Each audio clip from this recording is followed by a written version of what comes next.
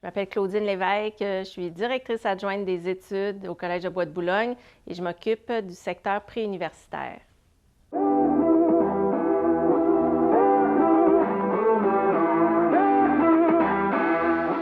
J'ai étudié en biologie dans les années 90. Ensuite, j'ai été chargée de cours à l'UQAM pendant un certain moment et pour être professeure de biologie pendant 15 ans au Cégep de Saint-Laurent. Et pendant plusieurs années, j'ai pensé peut-être à basculer du côté de la direction, mais pas dans mon collège existant. Donc, quand l'offre s'est présentée à Bois-de-Boulogne, j'ai trouvé ça intéressant, j'aimais la vision du collège et c'est ce qui a fait en sorte que je suis arrivée ici à l'été 2021.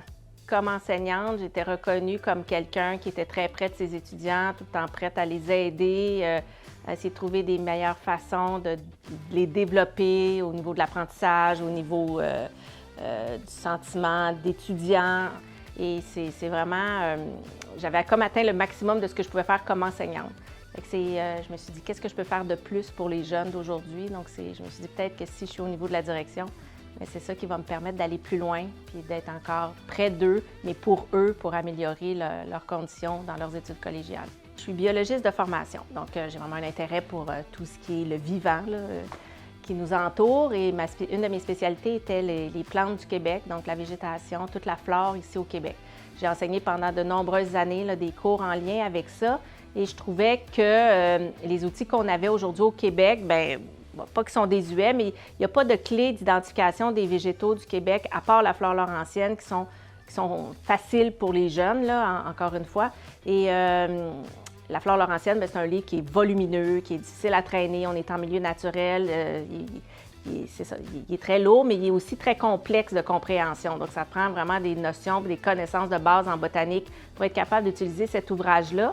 C'est un ouvrage vraiment complet. Les autres ouvrages que sur le marché, c'est souvent des recueils de photographies. Donc, les gens doivent feuilleter les volumes pour essayer d'identifier les plantes. Fait que c'est comme ça que c'est parti l'idée. Je ne suis pas toute seule là, dans cette application-là. Là. J'avais une collègue au Collège Saint-Laurent, au Cégep Saint-Laurent, qui travaillait avec moi là-dessus. Elle s'appelle Céléna Bergeron, une amie aussi, pas juste une collègue, là, pendant que j'étais là-bas. Et on a travaillé ensemble à développer cet outil-là, qui est l'application mobile Arborescence. Donc, c'est vraiment une clé d'identification interactive où, pas juste destinée aux étudiants, elle est destinée à monsieur et madame tout le monde également, qu'on peut, à partir de comparaison de photos, trouver une espèce de plante. Là. Donc, on arrive vis-à-vis un arbre, puis on ne sait pas c'est lequel. Et là, on va regarder les photos, puis on compare les types de feuilles, les types de tiges ou toutes sortes de choses pour arriver à découvrir l'espèce. Et quand on a découvert l'espèce, on a un paquet de descriptions ou de détails sur l'allure générale de la plante, l'allure de ses feuilles, l'allure de ses fruits, où on trouve cette plante-là au Québec aussi, puis toutes sortes d'autres informations. Là. Je suis allée chercher des choses d'un paquet de personnes autour de moi.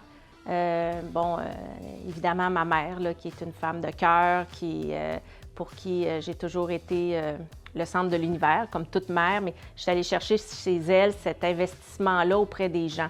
Je pense que les gens me connaissent un petit peu là, à Bois-de-Boulogne maintenant. Je suis aussi une femme de cœur, puis qui est proche des gens qui l'entourent. Fait que ça, c'est vraiment le côté de ma mère. Il y a aussi ma belle-mère. Ça fait très longtemps que j'ai le même conjoint, donc elle est décédée maintenant, ma belle-mère, mais j'ai eu la même belle-mère pendant de nombreuses années, puis c'était une femme fonceuse, qui n'avait pas peur de relever des défis, puis qui travaillait très, très fort. Fait que ça, c'est de elle que ça m'a inspiré beaucoup parce que je me disais, elle est capable de tout faire ça sans jamais se plaindre. Puis ça m'a tout le temps démontré que on pouvait s'investir à fond dans son travail, puis on pouvait être heureux quand même, puis essayer de changer des choses. Elle m'a beaucoup inspirée. Beaucoup de mes collègues aussi, par leur passion, ce sont des gens qui m'ont inspirée, mais je dirais, je suis vraiment allée puiser là, dans des gens de ma famille, ce que je trouvais d'important, les valeurs chez cette personne-là, puis j'ai essayé de les reproduire au fil des années.